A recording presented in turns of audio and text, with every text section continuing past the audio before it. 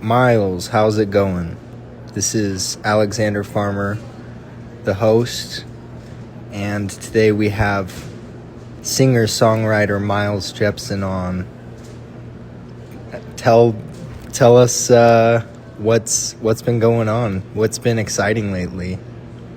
I'm sure everyone wants to know. What up? Yes, thank you for having me. This is new to me, so bear with me, but I'm literally just sitting in my bed right now. This is kind of fun. Anyway, what's new? I've just been working on a lot of new music, to be honest, which takes up time. So I haven't been playing many concerts, but working on a lot of new music. Just released a new song called Thief, I think like last week. And I got a new one coming called Through My Fingers in like 3 weeks. And maybe a whole album down the line. So that's what's new. Hey man, this might be new to you, but you're gonna have to get used to it because people are gonna want to hear from you and hit you with all kinds of questions. So I'm here for it, and I'm glad for this opportunity. Sounds fun. Through My Fingers. Maybe is that about like fumbling the bag, in the ladies' department or whatever? Who knows? I see like these concert videos and like did you play at Kilby maybe?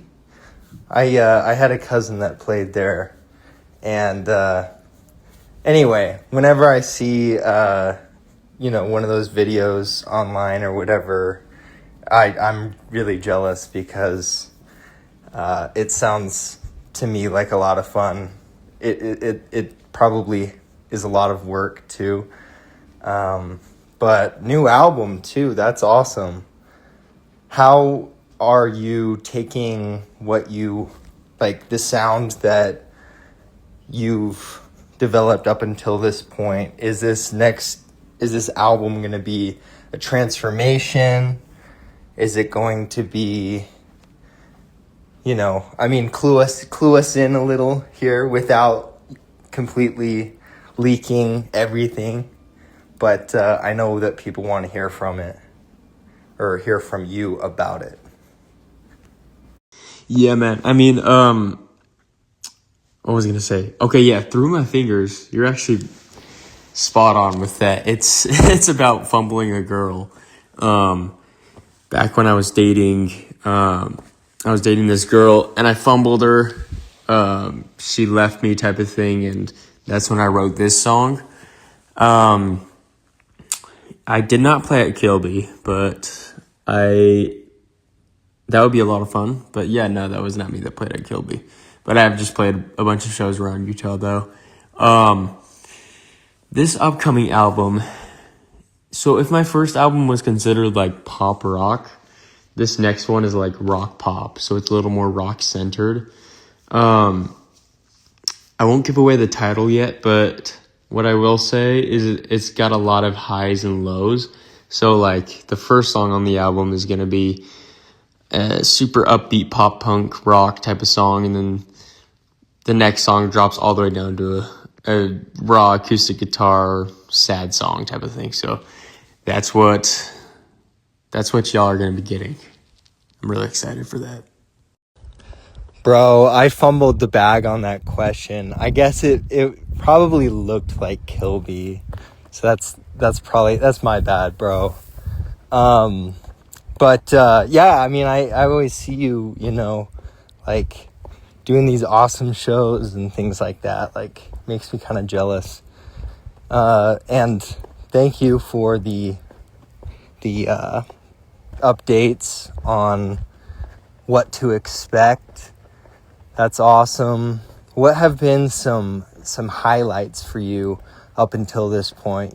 Because music is a killer. Like, it sucks to just kind of persist at. I feel like I'm doing podcasts right now because I feel like AI is kind of finding its way into a lot of different art forms, and I feel like podcasts are one of the mediums where it's like we're not going to be listening to like two AIs talking to each other or something like that, you know. It's always going to have that human touch and things like that. Yeah, what have been some of maybe the challenges, but also the high points, you know, low points, high points, and everything in the middle?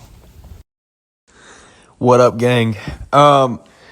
Okay, so here's what I will say, because yeah, AI, it's crazy how much it's taken over, but I would say the hardest thing that I face being in a field like this is just myself. Like, I'm not signed to a label, so I'm the employer, pretty much. Like, I'm my boss. So that means keeping myself accountable for how much I work every day, type of thing. Like how many posts I make, what amount of songs I'm pushing out, all that. Even like down to promoting concerts all by myself. Like, it's all me.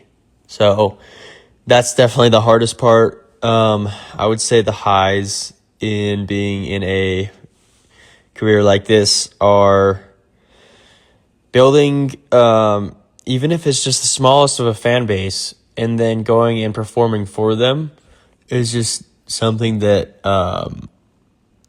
is like nothing else. Like, it's just the weirdest experience, but the coolest thing. Like, it's the most rewarding thing. I just don't know how to explain it. But yeah, those are the highs and lows, I would say. That's sweet, dude.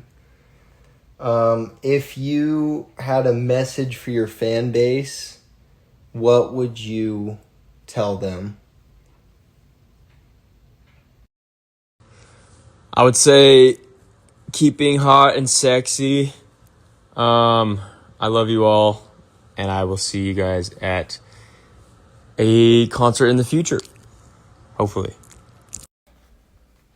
All right, that wraps up another episode of Two Artists Podcast. Let me know what you guys think about it.